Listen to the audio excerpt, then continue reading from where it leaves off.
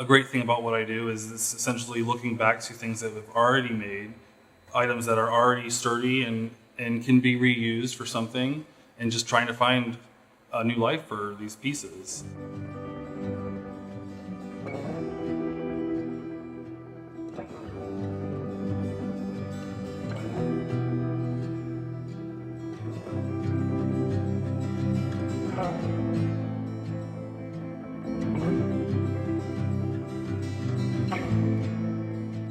Kind of fell into what I do.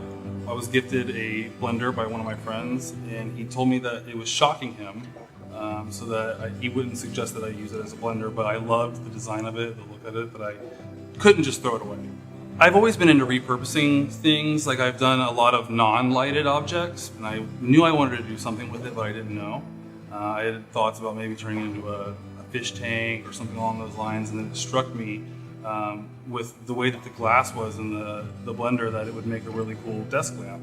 So I came up with a concept and an idea and executed it, and the response was really great. So I started to get more and more ideas of other antiques that I have, and kind of got me into doing what I do.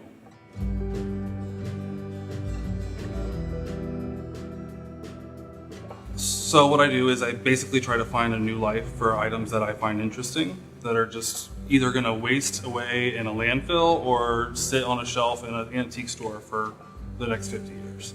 My grandfather was an electrical engineer.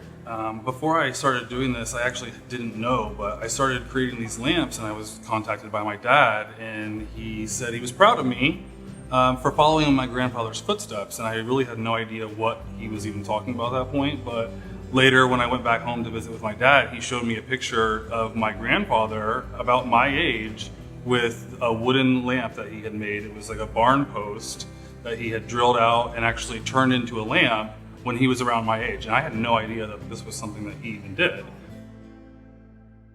As far as where I find my pieces, I'm always going to thrift stores that are around here. We make special trips to coastal cities to try to find little niche markets of antiques. The reason I use antiques instead of something new is because I find so much more redeeming about these items. If you buy something today, it's not made to last. It's actually, a lot that goes into design is to designing things to not last for forever, so that you're constantly having to buy new things. Antiquing is something that's always been in my family. My aunt, my grandmother have always had a love for vintage items. So I remember being a kid and walking up and down the aisles of an antique store. Going to the thrift stores just kind of brings me back to the childhood of doing that with my family.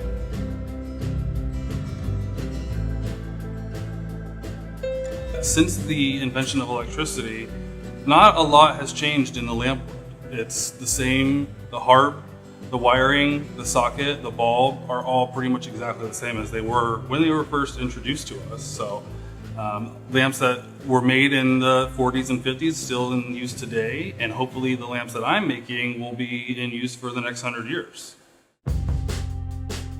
So every time I find a piece, the first thing I usually do is bring it home and research who made it, when was it made, does it have any cultural significance on our history. Definitely part of what I love is researching and learning more about items that really don't have a place in our society today. There's a lot of work and design that went into those when they were in their prime. And so I think it's kind of a nod to that time and all the effort and energy that went into making items like that.